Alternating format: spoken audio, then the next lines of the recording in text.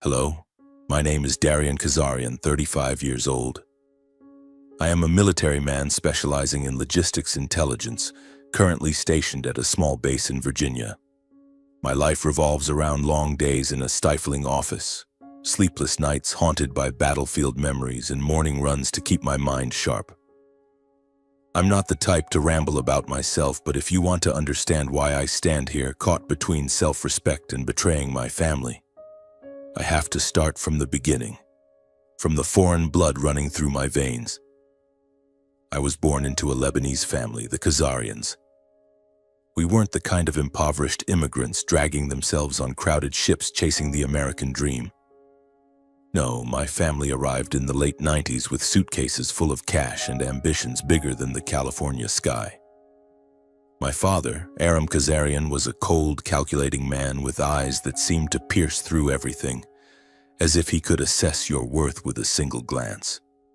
He built his empire from a construction and logistics company, turning the Kazarian name into a symbol of wealth in Los Angeles. But behind the skyscrapers and the fleets of trucks hauling goods across the country, there were always shadows I only began to notice as I grew older. My mother, Annie, was a beautiful woman, but her beauty was like a priceless painting, meant for display. She loved my father, or at least she loved the life he provided. But that love, I think, was worn down by years of living in his shadow. My younger brother, Colby, 30 years old, was the family's golden child. Colby grew up in luxury, with sports cars, lavish parties, and our parents' eyes tracking his every move. And me? I was the outlier, the eldest son who never truly belonged to that family. I left home at 22, right after graduating college. My father wanted me to join the company, sit in an executive office, and learn how to turn money into more money. But I couldn't do it. I couldn't breathe in the suffocating atmosphere of boardroom meetings, calculated handshakes, and whispers of opportunities I knew weren't clean. I chose the military. Not because I loved war, but because I needed a place to prove myself, a place free from my father's shadow. The day I signed my enlistment papers, my father looked at me like I was a traitor. "You want to play hero? Fine, but don't expect me to pay for that hollow title," he said, his voice cold as stone. That was the last time we spoke as father and son. The years that followed were my attempt to build a life apart from the shadow of the Kazarian family. The military gave me purpose, a place where I could be myself without having to prove anything to anyone. But today, as I drove my old Jeep through the roads leading to the Beverly Hills mansion, I felt an invisible weight pressing down on my chest. My father's 60th birthday. A party I knew wasn't meant for me, but my mother had called, her voice soft yet loaded with intent. "Darian, you have to be there. This is about family." I stopped the car in front of the massive iron gates of the mansion, where light spilled from gleaming glass windows. This house, with its marble columns and meticulously manicured gardens, was a monument to my father's success, or rather his ambition. I took a deep breath, adjusted my simple black suit. No medals, no insignia. I wasn't here to show off. I just wanted to fulfill my duty and leave as quickly as possible. Stepping into the main hall, I was overwhelmed by the opulence. Crystal chandeliers glittered overhead, soft jazz drifted from a live band, and hundreds of guests milled about in perfectly tailored suits and dazzling evening gowns. The scent of expensive cologne mingled with the aroma of fine wine, creating an atmosphere both luxurious and suffocating. I felt eyes glancing my way, some polite nods, some forced smiles. They knew who I was, Darian, the eldest son who ran off to the military, the one who didn't belong in this world. "Darian," a voice snapped me out of my thoughts. It was Colby, my younger brother, standing near the bar with a glass of champagne in hand. He looked like he'd stepped out of a fashion magazine with slicked back hair and a shimmering gray suit. Colby smirked, his half-smile dripping with mockery. "Thought you were busy saving the world somewhere." I clenched my fist, forcing myself to stay calm. "Hey, Colby," I replied evenly. "You look like you're doing all right." Oh, absolutely, living the dream. He laughed loudly, clapping the shoulder of a man next to him, probably some business associate. And you? Still chasing medals? I didn't answer. Instead, I weaved through the crowd looking for my mother. She was standing beside my father, wearing a striking red silk dress, chatting with a middle-aged man in a suit layered with a traditional robe, likely a business partner from the Middle East. When she saw me, she smiled, but it wasn't enough to bridge the distance between us. "Darian, you're here," she said softly but without warmth. "Good." My father didn't even glance at me. He was busy shaking hands with the man, flashing a rare smile. I stood there for a few seconds, feeling like a ghost, then quietly found my seat. A server led me to a small table in the corner, far from the main stage, reserved for unimportant guests. I wasn't surprised. This was how my family treated me, like an afterthought, a shadow no one cared about. I sat down, sipped cold water, and scanned the room. The party grew livelier as the band switched to a faster tempo. Guests raised their glasses, laughter echoing through the hall. From my corner, I observed everything, feeling like a soldier analyzing a battlefield. Something was off here, beyond just how my family treated me. I noticed lingering handshakes, meaningful glances exchanged between my father and certain guests. I didn't know who they were, but I'd seen looks like that before. In the military, when high-ranking officers discussed things that never made it into reports. Then the moment came. My father stepped onto the stage, microphone in hand, the spotlight making his silver hair glow like a halo. He looked as he always had, tall, commanding, with eyes sharp as knives.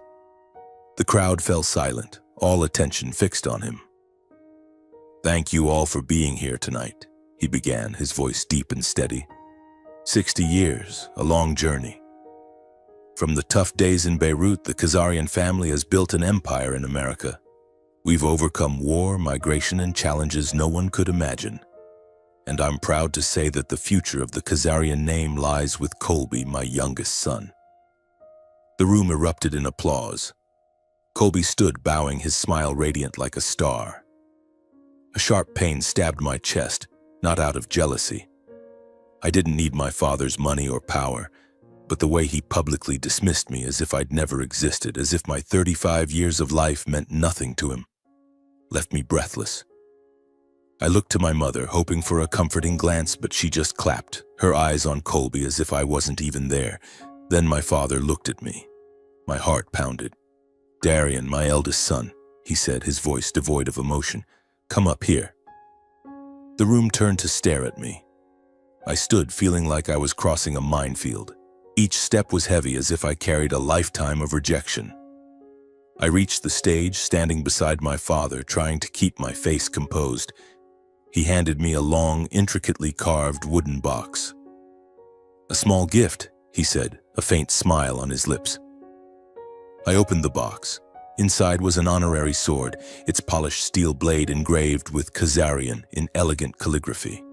The crowd applauded, but I knew this wasn't a reward. It was a public slap, a reminder that I was a dispensable part of the family. He handed me an envelope next, his voice booming through the microphone. "And this? Something for Darian to remember the Khazarian name." I opened the envelope without thinking. Inside was a copy of his will. I skimmed the lines, my heart stopping. All the assets, the company, the properties, everything went to Colby. My name appeared only in a small note, like an afterthought. Darian Khazarian, no inheritance. The room fell silent for a few seconds, then murmurs began. I felt hundreds of eyes piercing me, but I didn't look up. I gripped the sword, its weight cutting into my pride. Colby smirked, his eyes mocking. My mother looked down, avoiding my gaze. My father continued his speech as if nothing had happened. "The Khazarian name will continue to thrive," he said, his voice resounding, "and Colby will lead us to new heights." I stopped listening. I stepped off the stage, the sword heavy as lead in my hand. I walked through the crowd, looking at no one, saying nothing. As I reached the door, I heard Colby call after me. "Darian, that military pension should be enough to get by, right?" Laughter from a few guests echoed behind me. I didn't turn back. I stepped outside, the cold night air hitting my face. I stood in the parking lot, my breath forming white clouds. My pride, built through years in the military, through sleepless nights on battlefields, had been publicly trampled. I didn't need my father's money, but I needed him to see me as a son. And tonight he'd taken even that away. I tossed the sword into the back seat of my car, the will still clutched in my hand. I didn't know what I'd do next, but one thing was certain. I couldn't let them keep treating me like this. Not for money, but for honor, the only thing I had left. The night air in Beverly Hills was frigid, but it couldn't cool the fire raging in my chest. I stood beside my Jeep, my breath forming thin white clouds in the darkness.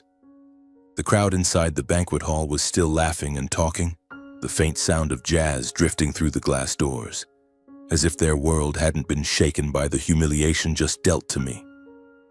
I looked at the envelope containing the will in my hand, its cold words cutting into my pride like a blade. Darian Kazarian, no inheritance. Just a few words, but they carried the weight of a lifetime of rejection. I stuffed the envelope into my jacket pocket, about to open the car door when a low, gravelly voice came from behind. "You're Darian, aren't you?" I turned, my hand instinctively clenching, ready to react. In the shadows of the parking lot stood an older man wearing a long gray coat, his weathered face etched with deep wrinkles. His eyes were sharp, as if they could see straight through me. I'd never met him, but something in his gaze made me feel he knew me, knew more than I wanted him to. "Who are you?" I asked, my voice firm, not hiding my wariness. He didn't answer right away. Instead, he stepped closer, slowly, as if not wanting to startle me. The light from a street lamp caught his face, revealing a faint scar running along his temple. He pulled a small, shiny object from his coat pocket, a black USB drive. He held it out to me, his gaunt but steady hand unwavering. "If you want to know why you were cut out, look at this," he said, his voice low but heavy, each word carefully measured. I looked at the USB, then at him. "Why should I trust you? Who are you?" He gave a faint, humorless smile. "Just look at it. You'll understand." Without waiting for my response, he turned and walked into the darkness of the parking lot. I called after him, "Hey, you!" But he was gone, as if he'd never been there. I stood frozen, clutching the USB, my heart pounding. Something in his voice, in the way he looked at me, told me a storm was coming. And I knew from that moment my life would never be the same. I drove back to my small apartment on the outskirts of Los Angeles, my mind a tangled mess. The USB sat in my pocket, small but heavy, like an unbearable secret. I wanted to throw it away, forget that damned party, forget my father, forget Colby, forget it all. But my pride, the very thing my father and brother had just trampled without mercy, wouldn't let me. If this USB held answers about why I was treated like an outcast, I had to know. My apartment was sparse, a small living room with an old sofa, a desk piled with military documents, and a fold-out bed in the corner. I didn't need much.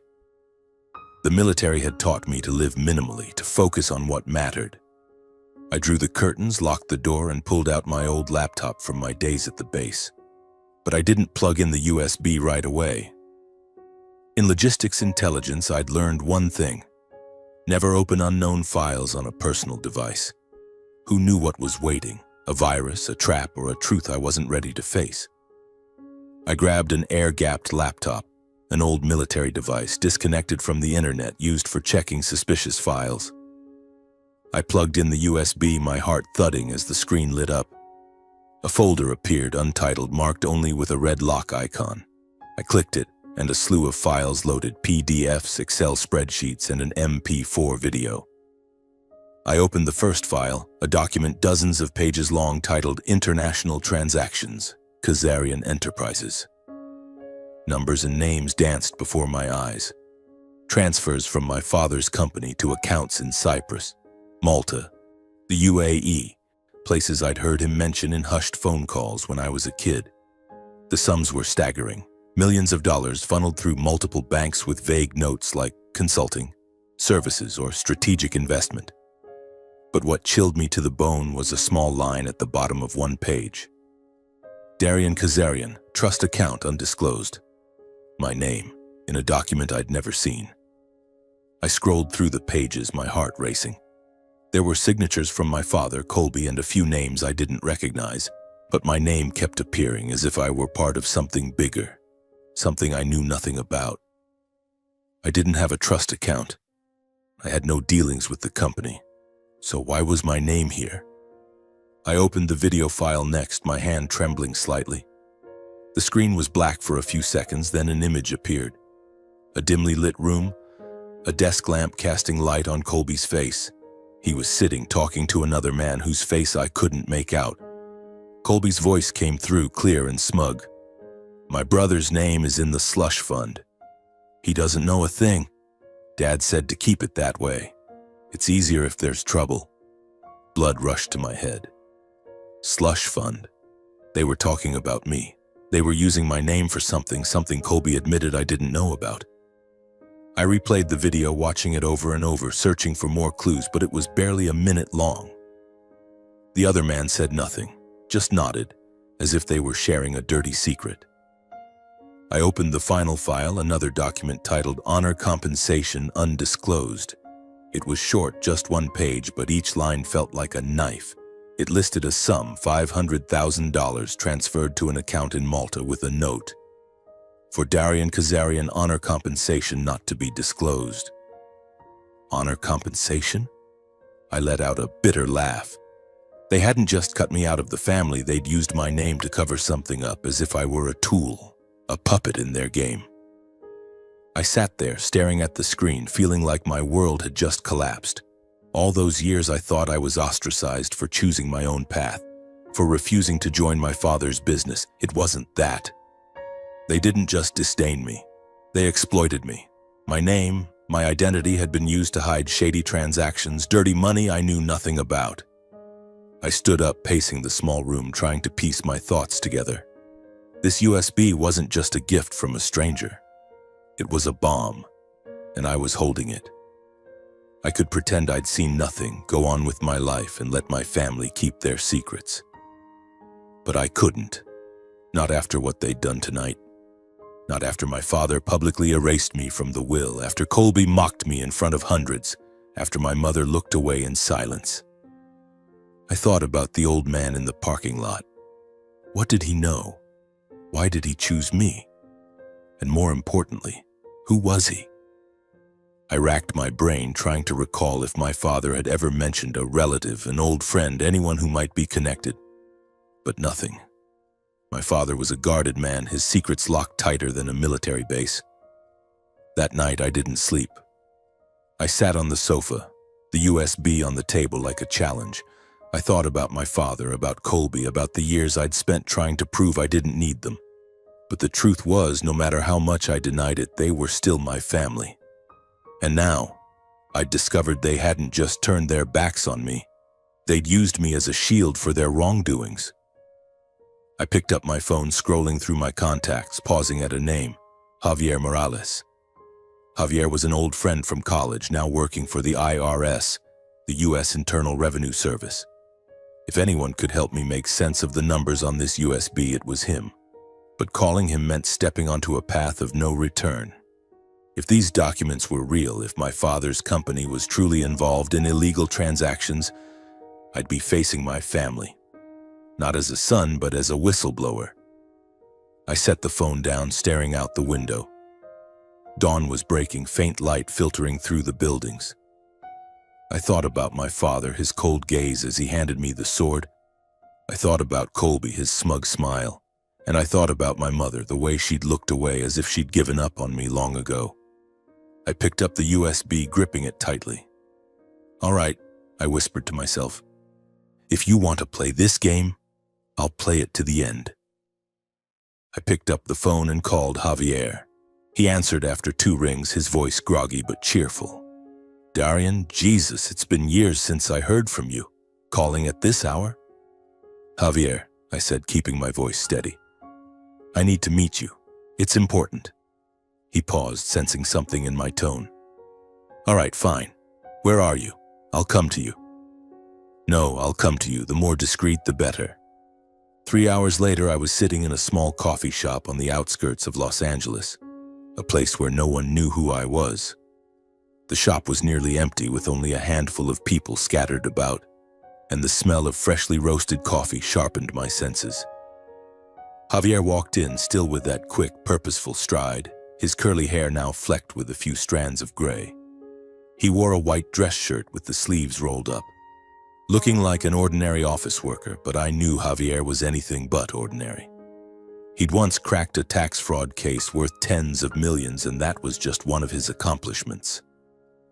"Darian," Javier grinned, sitting across from me. "You still look like you did in college, just with a few more scars." He pointed to the small scar on my forehead, a memento from a near-death experience in Iraq. I didn't smile. "I'm not here to catch up, Javier. I need your help." His brow furrowed, picking up on the seriousness in my voice. "What's going on? You in trouble?" I pulled the USB from my pocket and placed it on the table between us. "I need you to look at this. But first, I need you to promise to keep it confidential. No one can know, not even your superiors, unless I say so." Javier glanced at the USB, then at me. "You're freaking me out, Darian. What is this?" "I'm not sure," I said, lowering my voice. "But I think my family's involved in something dirty, and I need you to verify it." Javier raised an eyebrow but didn't press further. He picked up the USB, handling it like it was fragile. "All right, I'll look, but you've got to tell me what's going on." I told him everything: the birthday party, the sword, the will, and how my father publicly cut me out of the family. I told him about the stranger in the parking lot, the USB and what I'd found on it, the international transactions, the video of Colby, and the honor compensation document with my name. Javier listened without interrupting, but I saw his eyes narrow when I mentioned Cyprus and Malta, names anyone in tax enforcement would recognize. When I finished, Javier sighed, tapping his fingers on the table. "Darian, if what you're saying is true, this isn't just a family matter. This could be a transnational money laundering operation. Your father's company.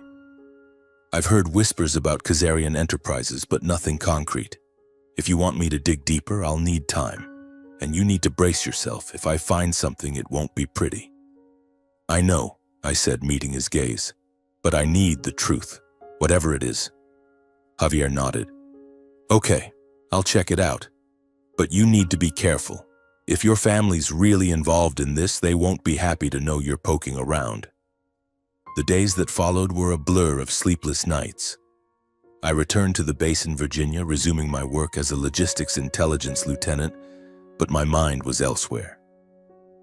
Every time my phone buzzed, I jumped, hoping it was Javier with news. I checked my email obsessively, but all I got were brief messages from him. "Still checking. Need more time." I tried to stay calm, but with each passing day, my suspicions grew. A week later, Javier called. I was at the base, just wrapping up a meeting about logistics transport plans. I stepped outside, standing under the shade of an old oak tree, and heard Javier's voice over the phone. "Darian," he said, his tone low and serious. "I've gone through the files on the USB. Your father's company. It's a financial maze. Those transactions you saw, Cyprus, Malta, UAE, they're not straightforward. There are signs of shell accounts, money funneled through dozens of banks. I can't confirm anything definitively from the USB alone, but if this is real, Khazarian enterprises could be laundering money on a massive scale." I gripped the phone, feeling the ground shift beneath me. "What about my name being in there?" I asked, my voice hoarse. Javier paused. "Your name shows up in a few documents, but there's no evidence you're directly involved. It looks like they used your identity to spread the risk. If something goes wrong, they could pin it on an account in your name, one you didn't even know existed." I closed my eyes, fighting the anger surging inside me. "You're saying they turned me into a scapegoat?" "Something like that," Javier said. "But Darian, if you want to keep going, you need to decide now. I can send what we have to my superiors, or I can dig deeper, but that'll require your formal cooperation. And if this blows up, your family will know." I stood there, the cold Virginia wind cutting through me, carrying the crisp edge of autumn. I thought about my father standing on that stage declaring Colby his sole heir. I thought about Colby, his smug grin as I left the party. And I thought about my mother, how she couldn't meet my eyes. They'd chosen their path. Now it was time for me to choose mine. "Javier," I said, my voice firm, "keep digging. I want to know everything. And if there's enough evidence, I want to file a formal complaint to the IRS, FinCEN, and CID if necessary." Javier sighed. "You sure? This is your family, Darian." "They're not my family anymore," I replied, and for the first time I truly believed it. That night I lay in bed staring at the ceiling, trying to picture my next steps. Javier was working on the documents, but I knew he needed time. In the meantime, I had to face myself. I'd spent my entire life trying to escape the shadow of the Kazarian family to prove I didn't need them, but now I was being pulled back. Not as a son, but as a soldier preparing for battle. And the enemy, sadly, was my own family. I thought about the stranger in the parking lot. Who was he? Why did he choose me? I racked my brain for any clue, but there was nothing. Just his piercing gaze, as if he knew everything I was going through. I wondered if he was someone my family had betrayed like me. Or was he part of a bigger game, one I was only beginning to understand? The days that followed felt like I was a soldier on an invisible battlefield. Every morning I woke with a sense of dread, as if someone was watching me from afar. I checked my car, my apartment, even the trash bins in the hallway, wary of anyone snooping. In logistics intelligence, paranoia keeps you alive, but it also wears you down. I didn't know who I was fighting, my family, their shady partners, or the doubts in my own mind. But one thing was clear. The USB had changed everything. It wasn't just evidence. It was a declaration of war. Javier called one rainy afternoon while I was sitting in my office at the Virginia base, pretending to read a transport report. His voice over the phone was low and urgent, as if he were somewhere unsafe. "Darian, I've got news. You need to meet me, not over the phone." "What is it?" I asked, my heart pounding. "What did you find?" "I can't say. Meet me at the usual spot, the coffee shop, 8 p.m. I hung up, a weight settling in my chest. Javier wasn't the type to dramatize. If he wanted to meet in person, whatever he'd found was big. I glanced at my watch. 5 hours to go. I tried to focus on work, but the numbers on my screen blurred, replaced by images of my father on the stage, Colby's smug grin, and the words, "Darian Kazarian, no inheritance," in the will. That evening I drove to the coffee shop wearing an old jacket to blend in. Rain was still falling, droplets streaking down the windshield, reminding me of long nights in the field when rain was the only thing masking an enemy's footsteps. The shop was nearly empty, with only an elderly woman in the corner sipping tea and a server wiping down the counter. Javier was already there, tucked into the most secluded booth, a black coffee in front of him, his eyes glued to his laptop. "You're here," Javier said as I sat down, his voice low but urgent. "I've gone through the files on the USB. Darian, this isn't just suspicion anymore. I cross-checked with IRS databases and some internal sources. Your father's company is tied to a complex international money transfer network. Cyprus, Malta, UAE. These aren't just destinations, they're money laundering hubs." My blood ran cold. "You're sure?" Javier slid a stack of papers across the table. "This is what I found. The transactions from Kazarian enterprises are disguised as payments for construction services or logistics consulting, but the amounts don't add up. Millions of dollars go out, then come back as investments or assets. And your name? It shows up in 3 separate accounts, all overseas. There's no evidence you signed anything, but your identity was used to make things look legitimate." I skimmed the documents, numbers, and unfamiliar company names swimming before my eyes.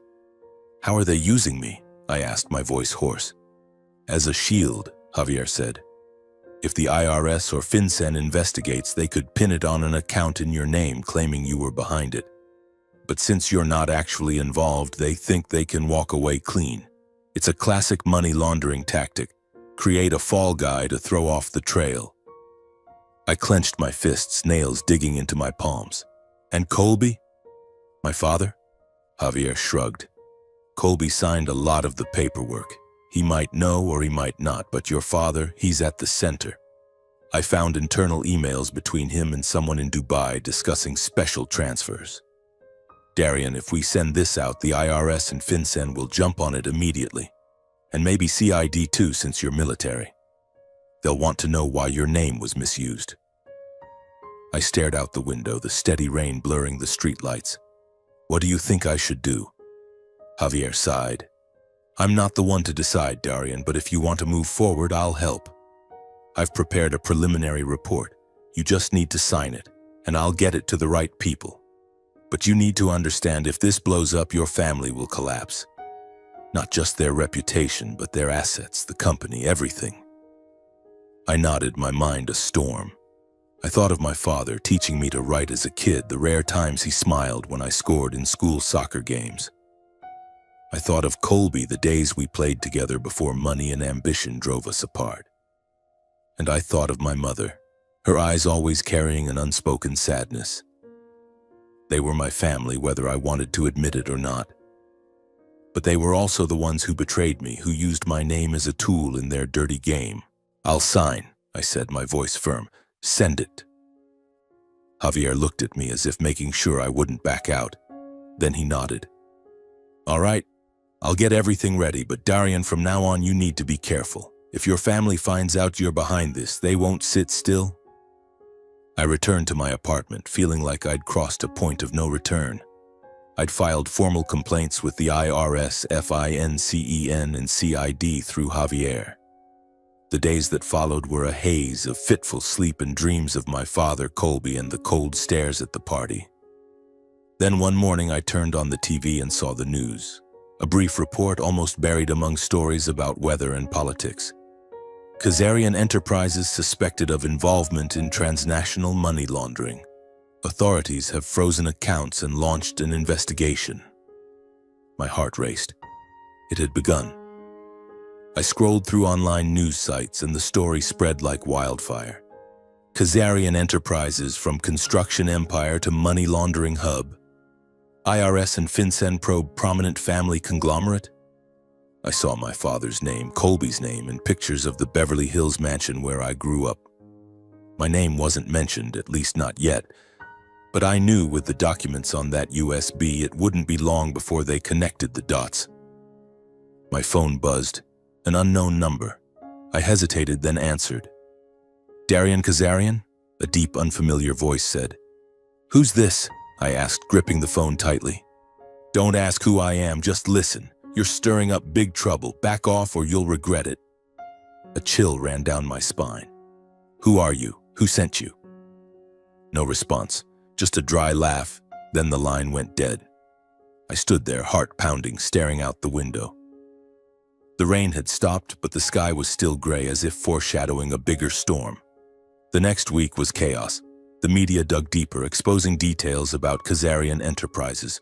Company accounts were frozen, records seized, and some properties, including the Beverly Hills mansion, were locked down for investigation. Colby was barred from leaving the country, and I read he'd been questioned by the IRS. My father assembled a team of lawyers, but from what Javier told me, they were on shaky ground. The USB documents combined with IRS data painted a clear picture. My father's company wasn't just a thriving business, it was a sophisticated money laundering machine. I got another call, this time from my mother. She was crying.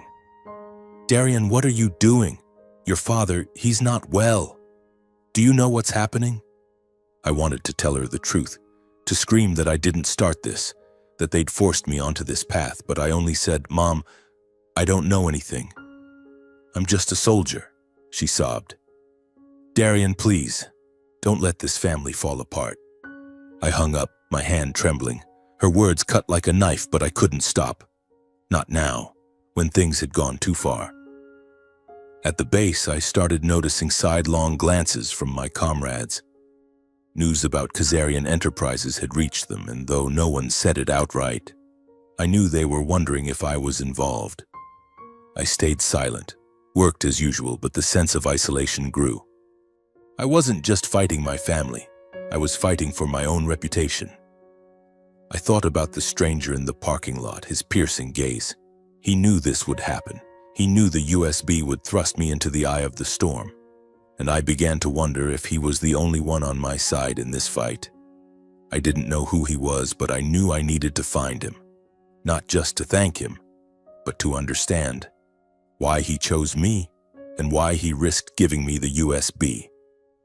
The storm had begun and I was standing in its eye, but I wasn't afraid. I'd survived wars, long nights in the field. If my family thought they could break me, they were wrong. I was Darian Kazarian, and I wouldn't let them take my honor. One morning, I received an email from Javier, brief but enough to make my heart race.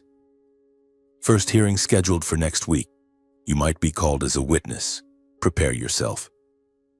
I read the words over and over, feeling an invisible hand tightening around my throat. A witness? I hadn't imagined things would go this far. I'd filed the complaint, but standing in court, facing my father and Colby, telling the truth in front of them, that was something else entirely. I tried to focus on my work at the base, but my mind kept drifting to the birthday party, the ceremonial sword, Colby's mocking smile. I thought of my mother, the calls I didn't answer. She kept texting, her tone growing more desperate. "Darian, where are you? Your father's not well, come home." But I couldn't go back. Not when I knew they'd used my name to cover their sins. Not when I was standing on the line between honor and betrayal. On the day of the hearing, I wore my dress uniform not to show off, but to remind myself who I was. A soldier. A man who lived for honor. The Los Angeles courthouse was a cold, imposing building with marble-tiled hallways and heavy wooden doors. I arrived early, sitting on a bench outside the courtroom, my hands clasped tightly. I didn't know what to expect, maybe a confrontation with my father or a pleading look from my mother. But when the courtroom doors opened, the first person I saw wasn't my family.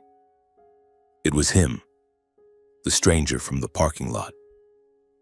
He stood at the end of the hallway, still in his long gray coat, his sharp eyes unchanged from our first encounter. My heart pounded. I stood ready to call out, but he raised a hand signaling me to stay quiet, then slipped into another room. I wanted to follow, but a court officer called my name. "Lieutenant Darian Kazarian, please enter the courtroom." The hearing wasn't like the movies. No heated arguments or dramatic moments. Just dry questions from lawyers, documents presented, and my father's cold stare from across the room. Colby sat beside him, no longer smug. He looked thinner, with dark circles under his eyes, as if the investigation's pressure had drained him. My mother wasn't there, and I wondered if she could bear watching her family unravel like this. I was called to the witness stand and swore to tell the truth. The IRS lawyer asked about my role in the company, the accounts in my name, and the international transactions. I answered concisely, like I was giving a military report. "I have no involvement with Kazarian Enterprises. I was unaware of those accounts. I'm a soldier, not a businessman." My father's lawyer, a tall man with a commanding voice, tried to corner me. "Lieutenant Kazarian, you expect us to believe that you, the eldest son of Aram Kazarian, knew nothing about your family's operations? You received no money from the company?" I met his gaze. "No. I live on my military salary. If there are accounts in my name, I was never informed." He smirked as if he didn't believe me, but I didn't care. I looked at my father, hoping for a flicker of remorse, but his eyes were like stone. Colby kept his head down, avoiding my gaze. The hearing dragged on for hours, but I don't remember much of it. All I know is that when I stepped down from the stand, I felt lighter. Not because I'd won, but because I'd told the truth. After the hearing, I walked into the hallway, my mind a mess.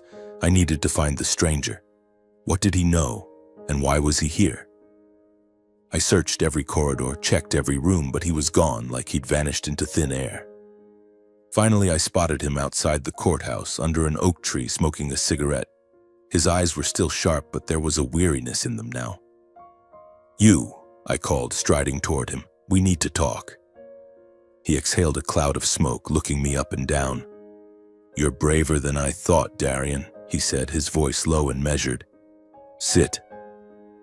I sat on the wooden bench beside him, feeling like I was facing an unsolved puzzle.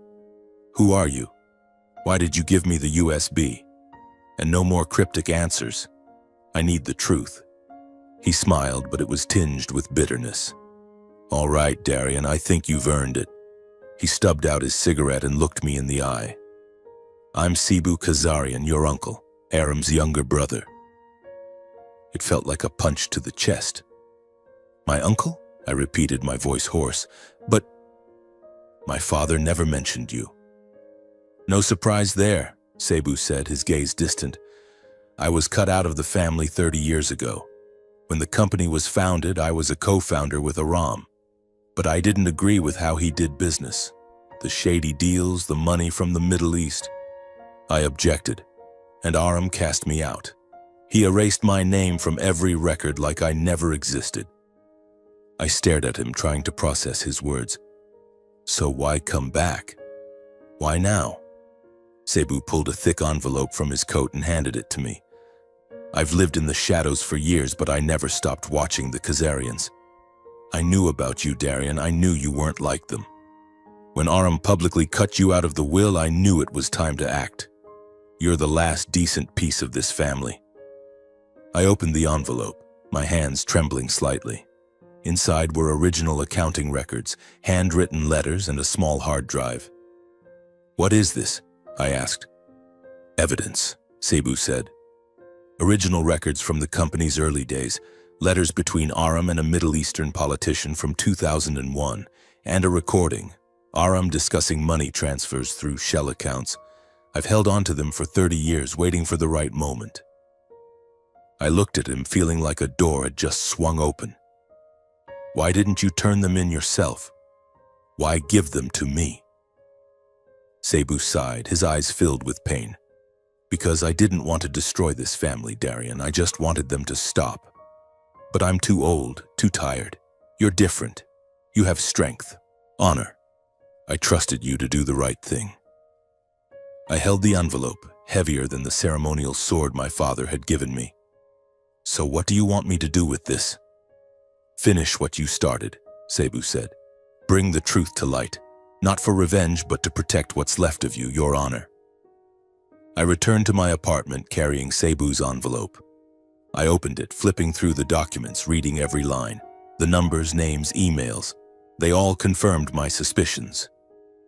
My father wasn't just a businessman, he ran an illegal financial network, and he'd pulled Colby into it. I listened to the recording, my father's voice cold and sharp, discussing a sum coming from Dubai and handled through Malta. I felt sick, not because of the money, but because the man I once called Dad was now a stranger. I contacted Javier again, sending him the new documents. "This is ammunition," Javier said over the phone, his voice tinged with excitement. "With this, the IRS and FINCEN will have enough to prosecute. You sure you want to keep going?" "Absolutely," I said, though my heart was torn. I didn't want to destroy my family, but I couldn't let them live on lies. The weeks that followed were a whirlwind. Cebu's documents were sent to the authorities and the investigation expanded. I met Cebu one more time, at a small diner on the outskirts of town. He told me about the early days of the company, how he and my father were once close brothers before money and power drove them apart. "I don't want you to hate Aram," he said. "He was a good man once, but ambition changed him." I looked at Cebu, the man who carried the Khazarian blood but lived as an exile. "And you?" I asked. "What will you do now?" "I'll keep living as I have for 30 years, he said. "But you have to keep fighting, and you have to win."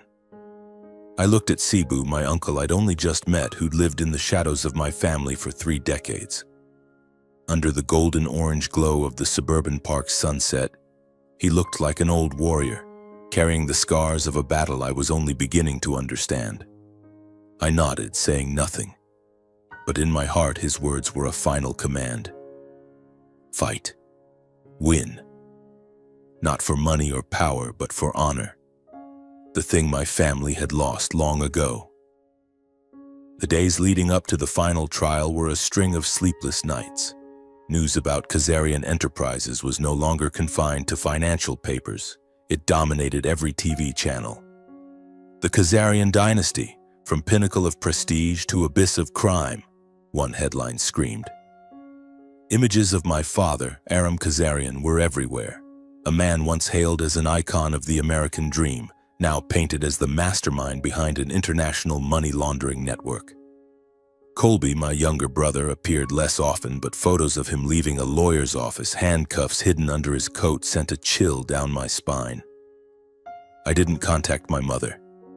Her messages stopped after her last call, her voice breaking in desperate pleas. "Darian, you're killing this family." I didn't respond. I couldn't. How could I explain that they'd killed me first? Not by taking money, but by stealing my self-respect, turning my name into a tool in their filthy game. Javier was the only person I still trusted. He called daily, updating me. "Next week's trial is the turning point," he said over the phone, his voice tense. "With your documents and that mystery source, they're cornered. Colby's facing criminal charges. Your father, he might avoid prison, but he'll lose everything." "Everything?" I asked, though I knew the answer. "Assets, reputation, the works," Javier said. "The IRS is chasing back taxes and FinCEN has frozen all related accounts. The company's going bankrupt. The Beverly Hills mansion's been seized for investigation." I fell silent, trying to picture my father, the man who once stood on a stage like a king, now stripped of his empire. I didn't feel triumph. Just a deep, hollow sadness, like I was burying a part of myself. On the day of the trial, I entered the courthouse feeling like I was stepping onto a battlefield. My crisp dress uniform was my only shield. I didn't look at my father or Colby as I walked into the courtroom. I didn't want to see their eyes. Didn't want to face anger, disappointment, or worse, pleading. I just wanted to do my duty, tell the truth. The courtroom was packed with reporters, lawyers, and federal agents crowding the benches. I was called to the witness stand, swearing to tell the truth. The judge, a middle-aged woman with a stern face, reminded me of commanding officers in the military. She asked sharp, concise questions about the USB, the documents, and my role in providing evidence. "I had no involvement with Khazarian Enterprises," I said, my voice steady but firm. "I discovered my name was used in accounts I didn't know about. I turned over the evidence to the authorities because it was the right thing to do." My father's lawyer, a tall man with a voice like a blade, tried to twist my words. "Lieutenant Khazarian, you expect us to believe you, the eldest son of Aram Khazarian, knew nothing of your family's operations? You received no benefits from the company?" I met his gaze, unflinching. "I live on my military salary. I didn't need their money. If there are accounts in my name, that was my father and brother's doing, not mine." He smirked, probing for a crack, but I gave him none. I recounted the story of the USB, the mysterious man now known to me as Cebu, and how I passed it to Javier. I didn't reveal Cebu's identity. He'd chosen to live in the shadows, and I respected that. When the 2001 recording was played in court, my father's voice filled the room, cold and clear, discussing special transfers through Malta. I looked at him, the first time since entering the courtroom. He sat motionless, but I saw his hands clench, knuckles whitening. Colby kept his head down, shoulders trembling. I didn't know if he was crying or just terrified. Either way, I felt no pity. The trial stretched for hours, with Cebu's documents presented like hammer blows to the Khazarian Empire. Finally, the judge declared me fully cleared, a soldier acting in the interest of national security and ethics. Those words should have made me proud, but I felt only emptiness. I left the witness stand, walked out of the courtroom, and didn't look back. After the trial, I was informed of the outcome. Colby was charged with orchestrating illegal transactions, facing up to 7 years in prison. My father escaped criminal prosecution due to insufficient direct evidence, but he faced millions in back taxes and lost nearly all his assets. Khazarian Enterprises officially went bankrupt, contracts canceled, and the Khazarian name once a symbol of success, became a stain. I didn't see my father or Colby after the trial. I didn't want to. But I received a message from my mother, just a few words. "You've destroyed us." I read it, then deleted it. Maybe she was right. But if this family was built on lies, it wasn't worth saving. A few months after the trial, I drove to a nursing home on the outskirts of Los Angeles where my father now lived. The Beverly Hills mansion had been seized, and my mother, from what I'd heard, had left the U.S., living somewhere in Europe, far from the media's glare. Colby was awaiting his final sentencing, but with the evidence stacked against him, I knew he wouldn't escape. Only my father remained alone in a small room far from the glory he once commanded. I walked into the nursing home, the smell of antiseptic hitting me hard. My father sat in a recliner, staring out the window, his eyes cloudy and his hands trembling. He had aged so much, as if the past months had stolen decades from him. I stood before him silent, just watching. He turned, his gaze meeting mine, but the sharpness of old was gone. There was only exhaustion and maybe a trace of regret. "Darian," he said, his voice frail, "why are you here?" I pulled my officer's insignia from my pocket and placed it on the table in front of him. "I didn't need your money," I said, my voice calm but resolute. "But I want you to know, honor is what you lost." He looked at the insignia, then at me.